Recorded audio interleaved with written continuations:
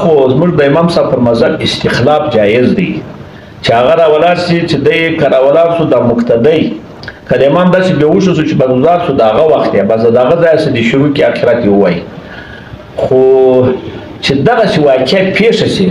زموږ د امام صاحب پر مذهب باندې هم استناب افضل دی هغه دا دی نو چې بېهوشه شو یا اودس مات شو نو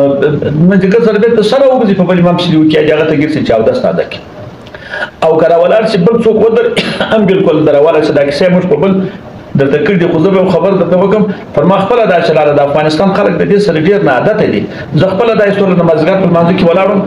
دوه رکعاته مې وکړل درېیم ته چې ولاړ شولم په درېیم رکعت کې مې اودس مات شو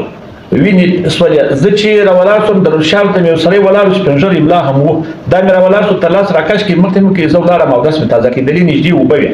ما چې اودس ادا کاوه چې رالم په ده پسې ودرېدم پنځه رکعت یې وکړ